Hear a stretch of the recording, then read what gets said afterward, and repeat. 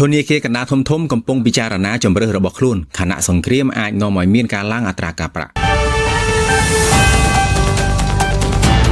ស្ទើរតែធនាគារកណ្ដាលទាំងអស់នៅប្រទេសអភិវឌ្ឍន៍បានរក្សាអត្រាការប្រាក់ឲ្យនៅដដែលក្នុងសប្តាហ៍នេះប៉ុន្តែបានបញ្ជាក់ថាពួកគេចូលរួមត្រៀមខ្លួនសកម្មប្រសិនបើការកើនឡើងតម្លៃថាមពលពីសង្គ្រាមរវាងអាមេរិកអ៊ីស្រាអែលនិងអ៊ីរ៉ង់បង្កឲ្យអតិផរណាកើនឡើងខ្លាំងចាប់តាំងពីសង្គ្រាមចាប់ផ្ដើមអ្នកជួញដូរបានកាត់បន្ថយការរំពឹងទុកថានឹងមានការកាត់បន្ថយអត្រាការប្រាក់នៅឆ្នាំនេះសម្រាប់ធនាគារកណ្ដាលអាមេរិកផ្ទុយមកវិញការរំពឹងថាអត្រាការប្រាក់អាចត្រូវបានបង្កើននៅតំបន់ផ្សេងៗដូចជាអឺរ៉ុបនិងអង់គ្លេសគឺកំពុងកើតមានធនាគារកណ្ដាលអូស្ត្រាលីបានបន្តបង្កើនអត្រាការប្រាក់រួចហើយក្នុងសប្តាហ៍នេះខាងក្រោមគឺជាស្ថានភាពរបស់ធនាគារកណ្ដាលធំៗទាំង10ប្រទេសទី1ប្រទេសអូស្ត្រាលីធនាគារកណ្ដាលអូស្ត្រាលីបានបង្កើនអត្រាការប្រាក់ដល់ទៅ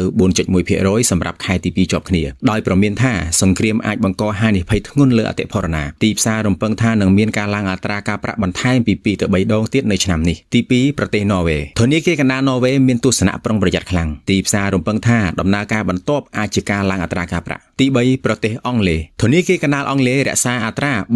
3.75% ប៉ុន្តែមានសញ្ញាខ្លាំងថាអាចឡើងបន្ថែមទៀតទីផ្សាររំពឹងថាអាចឡើងយ៉ាងហោចណាស់ពី2ទៅ3ដងក្នុងឆ្នាំនេះទី4សហរដ្ឋអាមេរិកធនាគារកណ្ដាលអាមេរិករក្សាអត្រាក្នុងចន្លោះពី 3.50% ទៅ 3.75% ប៉ុន្តែទំនោររឹតបន្តឹងបានធ្វើឲ្យទីផ្សារពន្យាពេលរំពឹងការកាត់បន្ថយអត្រារហូតដល់ឆ្នាំ2027 Fed ព្រមានថាការកើនឡើងតម្លៃថាមពលពីសង្គ្រាមអាចមិនមែនជាបាតុភូតបណ្ដោះអាសន្នទេទី5ប្រទេសនូវែលសេឡង់បានកាត់បន្ថយអត្រាការប្រាក់មុននេះប៉ុន្តែទីផ្សាររំពឹងថាអាចបំលែងទៅជាការឡើងវិញនៅឆ្នាំនេះផងដែរទី6ប្រទេសកាណាដាបានរក្សាអត្រា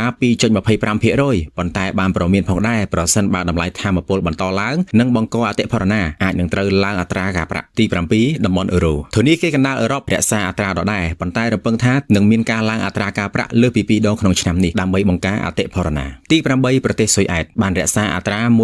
1.75% និងបង្ហាញថាអនាគតមានភាពមិនប្រាកដប្រជាទីផ្សាររំពឹងថាអាចមានការកាត់បន្ថយត្រឹមម្ដងប៉ុណ្ណោះក្នុងឆ្នាំនេះទី9ប្រទេសជប៉ុនបានរក្សា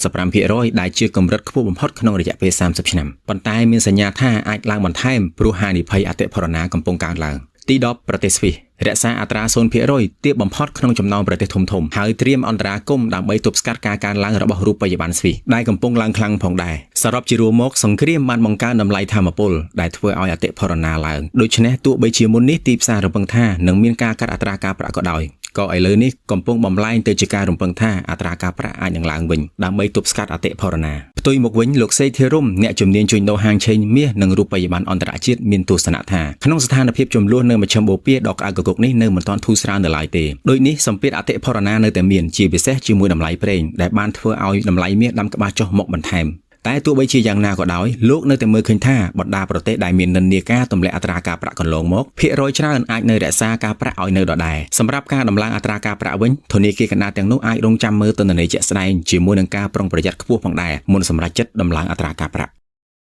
បើកអ្នកនេះទិញលក់ហាងឆេងមាសឥឡូវនេះលោកអ្នកនឹងទទួលបានការបន្តបណ្ដាលនិងការប្រឹក្សាពីអ្នកជំនាញព្រមទាំងក្លាយជាសមាជិកនៅក្នុង Channel VIP ដែលគិតថ្លៃ